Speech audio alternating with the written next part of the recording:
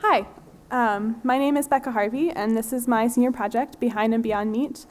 It's a project inspired by both my deep desire for more sustainable and ethical meat and my growing passion for the ancient and beautiful art of charcuterie. And some of you have plates with samples of these things on your tables, and there's also samples out back in the entrance for anyone who wants to taste them at any time during the presentation or after. There's a reason why I've chosen, start over. The biggest reason I embarked on this ambitious project was because I feel strongly we all need to learn how to face our food and its origins, and that means facing our meat. There's a reason why I've chosen this particular photo to share with you all. It's the one people have the most trouble with.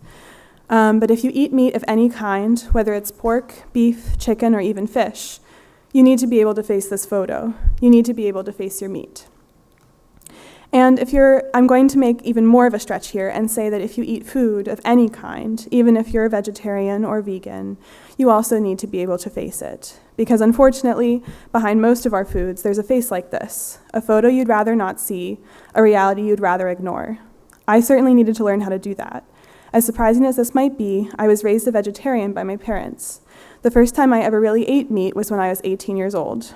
During my gap year, I began eating meat out of convenience and courtesy while traveling. But as I spent more and more time on small organic farms, I began to realize how animals are an integral part of a closed-loop farm system.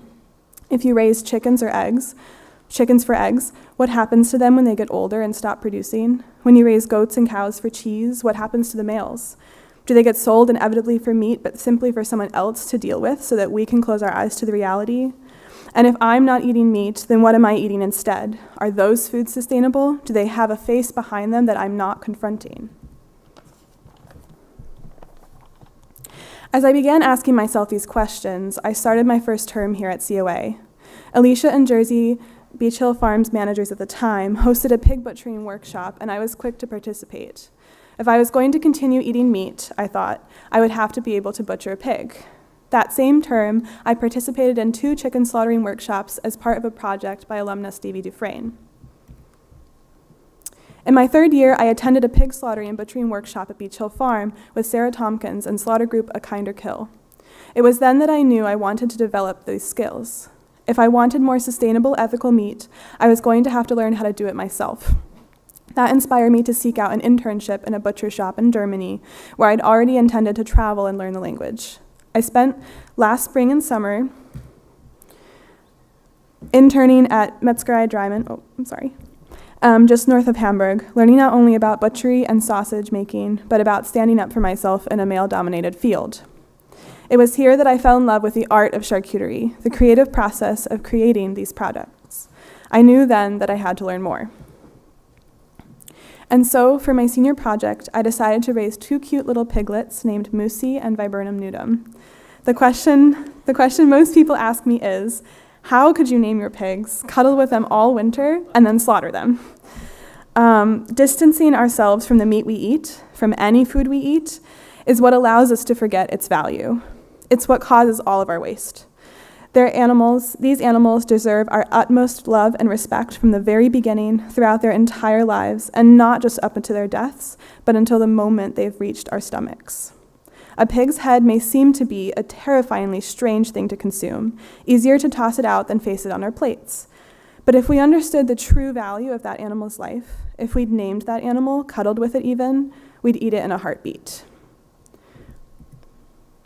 There was obviously a lot of planning involved in this. I ordered an enormous stack of books on ILL. I talked with slaughterers, butchers, chefs, and farmers alike. I built a smokehouse out of old oak pallets and converted fridges to meat curing and drying chambers.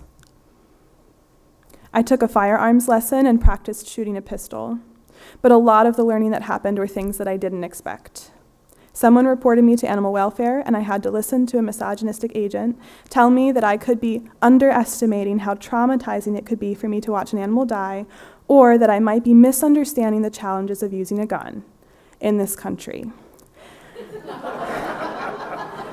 attempting to dissuade me from following through on my project, although I wasn't breaking any laws, showing me that the system is set up for large slaughterhouses and not the small farmer who's actually trying to do what's best for the animal. A really important aspect of my project was the community. I didn't want this to just be my learning experience. I wanted to get the whole community involved. So to help diversify my piggies' diets in the cold winter months, I set up pig buckets and tabs so folks could donate their leftovers. Over the course of the winter and spring, around 50 people came to visit Moosey and Viburnum nudum. When it came time to slaughter the pig, I held 3 slaughtering and processing days open to the public. I wasn't a teacher, and these weren't workshops. I called them shared learning experiences because I was learning too, and I wanted to share my learning with anyone interested. Also, slaughters are never traditionally carried out by one person. It takes a community. And I needed all the enthusiastic helping hands I could possibly get.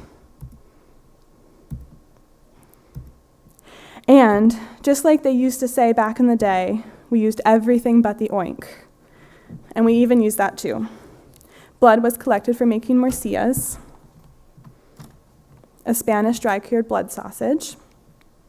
The intestines were cleaned out and scraped to use as natural casings.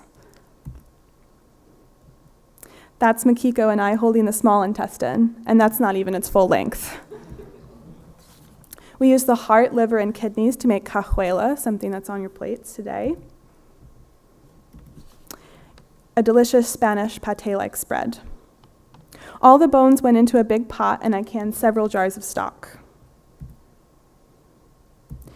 We made pancetta, a fresh cured Spanish-style bacon. We cured the loin and made guanciale,